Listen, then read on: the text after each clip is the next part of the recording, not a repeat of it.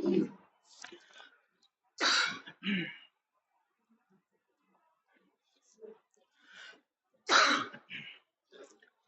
لله نحمده ونستعينه ونستغفره ونؤمن به ونتوكل عليه ونعوذ بالله من شرور أنفسنا ومن سيئات أعمالنا من يهده الله فلا مضل له ومن يضلله فلا هادي له ونشهد أن لا إله إلا الله وحده لا شريك له ونشهد أن سيدنا مولانا محمدا عبده ورسوله أما بعد فأعوذ بالله من الشيطان الرجيم بسم الله الرحمن الرحيم أقيموا الصلاة وآتوا الزكاة صدق الله العظيم وصدق رسوله النبي الأمين المتين الكريم ونحن على ذلك لمن الشاهدين والشاكرين والحمد لله رب العالمين.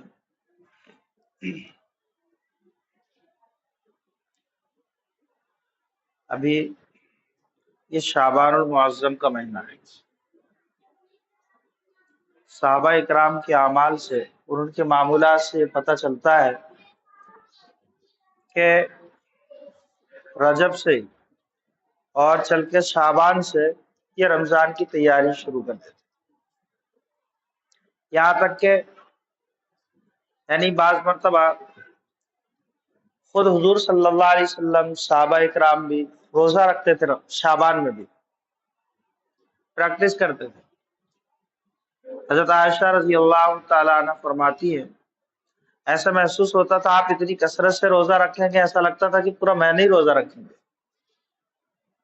اسی طریقے سے صحابہ اکرام بھی اپنے دیگر کام کاج سے یعنی پہلے اس کا تیاری جو بھی دیگر اعتبار سے جو امور ہے، گھر کی جو ضروریات ہے، یہاں تک کہ لکھا ہے کہ زکوٰۃ اور صدقات وغیرہ سے بھی فارغ ہو جاتے تھے کہ کسی قسم کا یعنی دماغ پر کوئی الجھن نہ رہے. رمضان کی تیاری کے لیے اور اس کی عبادت کے لیے پورے طریقے سے فارغ ہو جاتے تھے. کثرت سے اعتکاف کا بھی معمول رہا، 20 روز کا اعتکاف فرماتے تھے بعض، اور بعض صحابہ ایسے پورا مہینہ ہی اعتکاف فرماتے تھے، یعنی گوشہ نشی ہو جاتے تھے عبادت کرنے کے لیے. ہمارے یہاں پر بھی زیادہ تر رمضان المبارک کے مہینے میں زکوٰۃ، صدقات، فطرہ، اسی طریقے سے اس کا گوشوارہ، اس کا محاسبہ پہلے ہی کر لیا جاتا ہے. اور کافی زمانے سے، ایک عرصے سے معمول یہ رہا ہے کہ رمضان کے مہینے میں زکوٰۃ ادا کر دی جاتی ہے، یعنی ابھی سے حساب کتاب کر کے پھر رمضان المبارک کے مہینے میں پورے طریقے سے زکوٰۃ ادا کی جاتی ہے. اور دماغ پر ایک یہ چیز ہوتی ہے کہ دیگر مہینوں میں زکوٰۃ ادا کرنے کے مقابلے میں رمضان میں زکوٰۃ ادا کرنے پر زیادہ ثواب ملتا ہے. ہر ایک کی ایک چیز یہ سوچو، اور ہے بھی حقیقت. حدیث میں ہے نا کہ ہر اعمال کا ثواب رمضان میں دیگر ایام کے مقابلے میں رمضان المبارک کے مہینے میں بڑھ جاتا ہے. نفل کا ثواب فرض کے برابر ملتا ہے، اور فرض کا ثواب 70 فرضوں کے برابر. اب زکوٰۃ کیا ہے؟ یہ بھی فرض ہے نا، اسلام کا فریضہ ہے کہ آدمی جب رمضان المبارک کے مہینے میں زکوٰۃ ادا کرے گا تو بھی اس کو 70 فرضوں کے برابر اس کو بھی اس کا ثواب ملے گا. اچھا، فرض کا ثواب کتنا ہے؟ فرض کا ثواب حقیقی اعتبار سے اللہ ہی بہتر جانتے ہیں کہ اس کا ثواب کتنا ہے.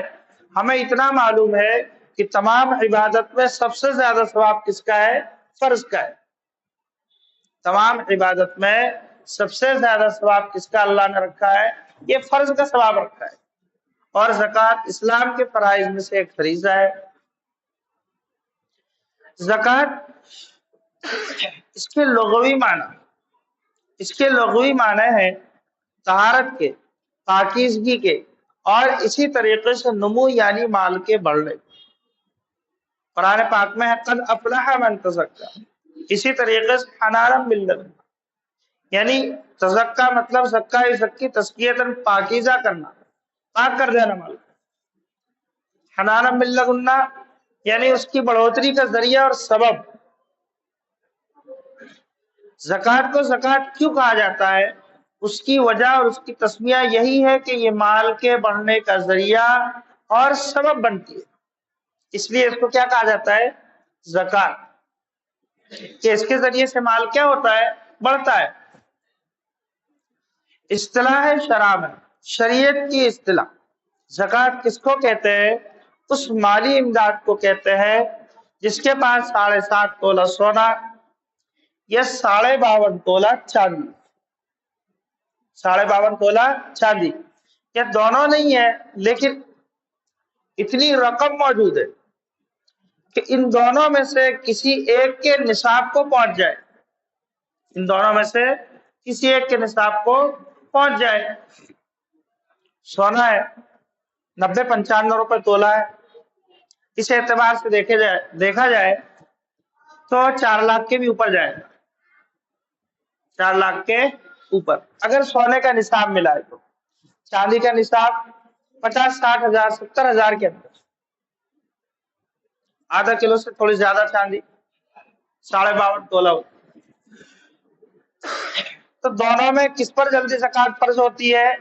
چاندی پر، یعنی کچھ سونا ہو کچھ چاندی ہو، اب دونوں یعنی اتنا نہیں ہے کہ سونے کو پہنچ جائے، یا چاندی بھی اتنی نہیں ہے کہ پورا 52.5 تولہ ہو جائے، تو دونوں ملا کر اگر چاندی کے بھی نصاب کو پہنچتی ہے تو تب بھی زکوٰۃ کیا ہو جاتی ہے؟ یا پھر کچھ سونا ہے 5-10 ہزار کا، کچھ چاندی ہے اور پھر کچھ پیسے، تینوں کو ملا کر اگر چاندی کے نصاب کو اگر پہنچ جائے تب بھی زکوٰۃ کیا ہوتی ہے؟ فرض ہو جاتی ہے۔ ہر چیز کے ایک شرائط ہوتے ہیں، جیسے نماز کی ادائیگی کی شرائط، زکوٰۃ کی ادائیگی کے شرائط یہ ہے کہ حولان حول، یعنی اس پر پورا سال گزر جائے، اس پر پورا سال کیا ہو جائے؟ گزر جائے۔ زکوٰۃ صرف اللہ تبارک و تعالیٰ نے امت محمدیہ پر نہیں بلکہ اس سے پہلے جتنی بھی امتیں ہیں سب پر زکوٰۃ فرض تھی، سب پر زکوٰۃ کیا تھی؟ فرض تھی۔ اقیموا الصلاۃ وآتوا الزکاۃ، یعنی بنی اسرائیل پر بھی، یعنی ان پر بھی نماز قائم کرتے رہنا اور زکوٰۃ ادا کرتے رہنا۔ حضرت اسماعیل علیہ السلام کا تذکرہ سورہ مریم میں، وَاذْكُرْ فِي الْكِتَابِ إِسْمَاعِيلَ إِنَّهُ كَانَ صَادِقَ الْوَعْدِ وَكَانَ رَسُولًا نَبِيًّا وَكَانَ يَأْمُرُ أَهْلَهُ بِالصَّلَاةِ وَالزَّكَاةِ، کہ قرآن پاک میں حضرت اسماعیل علیہ السلام کا تذکرہ کیجیے، کیونکہ یہ وعدے کے سچے تھے اور اپنے گھر والوں کو نماز کا بھی حکم کرتے تھے اور زکوٰۃ کا بھی حکم کرتے تھے۔ حضرت عیسیٰ علیہ السلام فرماتے ہیں کہ ساری کی ساری زندگی اللہ تبارک و تعالیٰ نے مجھے تاکیدی حکم دیا کہ تم نماز ادا کرتے رہنا اور زکوٰۃ ادا کرتے رہنا، اور لوگوں کو بھی اس کا حکم دینا، لوگوں کو بھی اس کا حکم دینا۔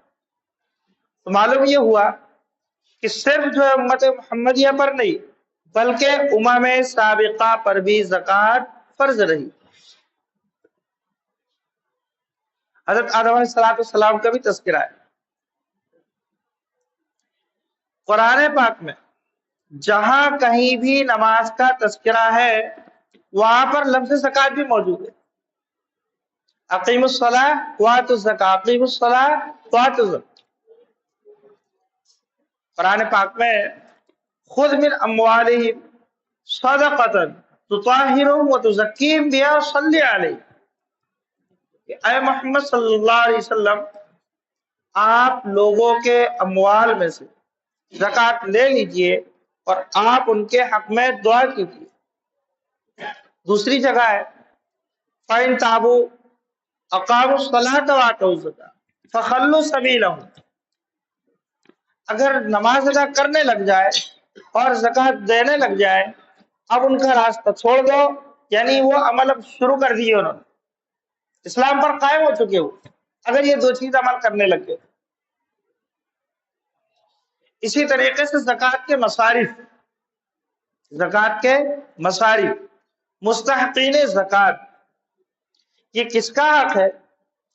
یہ فقراء کا حق ہے۔ انما الصدقات للفقراء والمساکین والعاملین علیہا والمؤلفۃ قلوبہم وفی الرقاب والغارمین وفی سبیل اللہ وابن السبیل فریضۃ من اللہ، یہ جو حق ہے یہ فقراء کا حق ہے، مسکین کا حق ہے، اور زکوٰۃ پر کام کرنے والوں کا، اسی طریقے سے جن کا دل رکھنا منظور ہے ان کا حق ہے، اسی طریقے سے جہاد فی سبیل اللہ میں اس کو صرف کیا جا سکتا ہے۔ فقراء کون ہے؟ جیسے نماز ادا کرنا ضروری ہے نا، تو نماز کا موٹے موٹے مسائل جاننا یہ بھی ضروری ہے۔ جیسے زکوٰۃ ادا کرنا ضروری ہے، تو زکوٰۃ کے مستحقین کو تلاش کر کے اس تک پہنچانا یہ بھی ضروری ہے، یہ بھی کیا ہے؟ ضروری، ان کے مصارف کا تذکرہ موجود ہے۔ فقراء بولتے ہیں جس کے پاس صرف ایک دن کا گزارا ہو، اس کو کیا بولیں گے؟ فقراء۔ اور مساکین بولتے ہیں جس کے پاس 3 دن کا گزارا ہو، جس کے پاس کتنے دن کا گزارا ہو؟ 3 دن کا۔ والعاملین، یعنی اب ایک زکوٰۃ کا ایک نظام ہے، سسٹم ہے، زکوٰۃ کام یعنی زکوٰۃ وصول کرنے کے لیے ایک شخص کو مقرر کیا گیا ہے، تو اس میں سے اس کی پیمنٹ دی جا سکتی ہے، کمیشن پر نہیں دے سکتے، اتنے پرسنٹیج تم اس میں سے لے لینا، یہ جائز نہیں۔ اگر اس طریقے سے کوئی زکوٰۃ اگر وصول کرتا ہے تو ایسے شخص کو زکوٰۃ نہیں دینا۔ ہر بات سمجھے نا، اگر پیمنٹ پر وصول کر رہا ہے تو ایسے شخص کو زکوٰۃ دینا، اگر کوئی کمیشن پر زکوٰۃ کر رہا پرسنٹیج کے حساب سے، ایسے شخص کو زکوٰۃ نہیں دیتا۔ والعاملین والمؤلفۃ قلوبہم، کسی شخص نے نیا اسلام قبول کیا، اسلام کے قبول کرنے کے بعد حالات پیش آتے ہیں، ایسے شخص کی مدد اور ایسے شخص کی امداد جو ہے زکوٰۃ کے ذریعے سے کی جا سکتی ہے۔ غلاموں کو آزاد کرانے میں پہلے یہ ہوتا تھا، آج کے اس زمانے میں اگر کوئی تنظیم جو مظلوم اعتبار سے قید بنا کر محبوس کر دیا جاتا ہے، ان کو چھڑانے پر اگر زکوٰۃ کا پیسہ صرف کرتی ہے تو ایسے لوگوں کو بھی زکوٰۃ کیا کی جا سکتی ہے؟ دی جا سکتی ہے۔ یہ قرآن پاک میں اس کا تذکرہ ہے، احادیث رسول میں بھی ہم دیکھیں گے تو حضور صلی اللہ علیہ وسلم نے نماز کے بعد سب سے پہلے جو جگہ دی وہ کس کو دی ہے؟ زکوٰۃ کو دی۔ نماز کے بعد سب سے پہلے جو جگہ دی ہے وہ کس کو دی ہے؟ زکوٰۃ کو دی ہے۔ سن 5 ہجری میں ایک وفد آیا، اسلام قبول کیا، اسلام قبول کرنے اسلام کے احکامات حضور صلی اللہ علیہ وسلم سے معلوم کیے کہ اسلام کے احکامات کیا ہے۔ حضور صلی اللہ علیہ وسلم نے فرمایا کہ اللہ کے تعلق سے اس طریقے پر عقیدہ رکھنا اور یقین رکھنا، پھر اس کے بعد نماز ادا کرنا پنجگان اس کے، اور اپنے مال میں سے زکوٰۃ ادا کرنا۔ سن 9 ہجری میں حضرت معاذ رضی اللہ تعالیٰ عنہ کو یمن کا گورنر بنا کر بھیجا۔ کہاں کا گورنر بنا کر بھیجا؟ یمن کا۔ تو آپ نے بھی یہی ترتیب بتلائی، اسلام کی یہی ترتیب۔ اسی طریقے سے اپنے الفاظ میں حضور صلی اللہ علیہ وسلم نے فرمایا ادوا الزکاۃ اموالکم، کہ تم اپنے اموال میں سے زکوٰۃ ادا کرو، اپنے اموال میں سے کیا ادا کرو؟ زکوٰۃ ادا کرو۔ ہم صحابہ اکرام کی زندگی دیکھیں نا، اس کی صحابہ اکرام کی، اور خاص کر کے خاندان رسول کی زندگی، اس کی زندگی، یہ سخاوت پر فخر کیا کرتے تھے۔ کس پر فخر کیا کرتے تھے؟ حضرت حسن رضی اللہ تعالیٰ ایک باغ پر گئے، ایک غلام تھا۔ کیا تھا؟ ایک غلام تھا جو اس باغ کی خدمت کیا کرتا تھا۔ کیا کیا کرتا تھا؟ خدمت کیا کرتا تھا۔ تو وہ جو ہے ایک لقمہ خود کھا رہا تھا اور ایک لقمہ کتے کو دے رہا تھا۔ ایک لقمہ خود کھا رہا ہے اور ایک لقمہ کس کو دے رہا ہے؟ کتے کو دے رہا ہے۔ حضرت حسن رضی اللہ تعالیٰ عنہ نے پوچھا کہ تم یہ کیا کر رہے؟ کہا کہ میں یہ کھانا کھا رہا ہوں نا، یہ مجھے دیکھا نہیں جا رہا ہے کہ میں اس کو یعنی کس طریقے سے محروم رکھوں۔ بات سمجھے نا کیا بولنا چاہ رہا ہوں میں؟ یعنی مجھے یہ گوارا نہیں ہو رہا ہے کہ میں کھا رہا ہوں، وہ بیٹھ کر دیکھ رہا ہے، اور وہ کیا ہے؟ وہ کتا ہے۔ حضرت حسن رضی اللہ تعالیٰ عنہ نے کہا یہ باغ کس کا ہے اور تم غلام کس کے ہو؟ کہا کہ فلانے کے۔ حضرت حسن رضی اللہ تعالیٰ عنہ نے ان کے پاس گئے اور کہا کہ یہ کتنے میں آزاد کریں؟ کہا کتنے اتنے دینار، اتنے دینار ان کو ادا کیا اور کہا کہ غلام کو آزاد کر دو، تو غلام کو کیا کر دو؟ آزاد کر دو۔ اس طریقے سے کہا کہ یہ باغ اس کی پورے کتنی قیمت ہے؟ کہا کہ اتنی قیمت ہے۔ کہا کہ اتنی قیمت مجھ سے لو، یہ باغ کو بھی پورا صدقہ کر دو۔ یہ خاندان رسول۔ اس طریقے سے آگے اور بھی بتلائیں گے اس کے تعلق سے۔ تو اس کا آخری درجہ، سخاوت کا آخری درجہ، اس سے نیچے کوئی درجہ نہیں ہے۔ آخری درجہ یہ ہے کہ انسان کم سے کم زکوٰۃ ادا کرے۔ انسان کم سے کم کیا کرے؟ زکوٰۃ ادا کرے۔ قرآن پاک میں دونوں زبان پر اس کا تذکرہ ہے، یعنی ایک تو پیار کی زبان میں انسان میں دو قسم کے لوگ ہوتے ہیں نا، ایک مرتبہ سمجھاؤ فوراً سمجھ جاتے، کچھ ایسے تھوڑا سا سختی کے ساتھ سمجھاؤ تو ان کو سمجھ میں آتا ہے، کچھ ایسے لوگ ہوتے ہیں جو سمجھانے سے بھی نہیں سمجھتے، یعنی ایک دم آخری درجے چھلے درجے کے لوگ ہوتے ہیں، تو ان پر ایک سختی کی زبان کی ضرورت ہوتی ہے جب ان کو کوئی چیز سمجھ میں آتی ہے۔ تو قرآن پاک میں اس طریقے کے ساتھ سختی کے ساتھ بھی یعنی زکوٰۃ کے احکامات کو بیان کیا گیا۔ اللہ تعالیٰ فرماتے ہیں کہ والذین یکنزون الذهب والفضة ولا ينفقونها فی سبیل اللہ فبشرهم بعذاب الیم، کہ وہ لوگ جو سونے اور چاندی کو جوڑ کر رکھتے ہیں، جمع کر کے رکھتے ہیں، ان کو قیامت کی دردناک عذاب اور سزا ان کو سنا دی۔ اسی طریقے سے ایک آیت ہے آگے کی کہ اگر حقیقی اعتبار سے انسان اس کے ترجمے پر غور کر لے، خوض کر لے اور اس کو ایک تفسیر میں اگر انسان پڑھ لے تو ایک جسم لرزہ بر اندام ہو جاتا ہے، یعنی ایک کپ کپی اگر تاری ہو جائے، اگر اس پر انسان حقیقی اعتبار سے غور و خوض کرے اور اگر اس پر معمول بھی ہو جائے تو کبھی بھی اپنی زندگی میں یعنی ایک درہم رکھ کر بھی سونا انسان پسند نہیں کرے۔ حضرت عمر فاروق، ابوبکر صدیق، عمر بن عبدالعزیز رضی اللہ تعالیٰ عنہ کبھی بھی اپنے پاس جو ہے یعنی کسی قسم کا دینار درہم رکھنا بھی پسند نہیں کرتے۔ قرآن پاک میں ہے کہ یوم یحمى علیہا فی نار جہنم، جس دن جہنم کی آگ میں اس خزانے کو، اس مال کو یعنی تپایا جائے گا اور تپا کر اس کے ذریعے سے انسان کی پیشانی کو داغا جائے گا۔ کس کو داغا جائے گا؟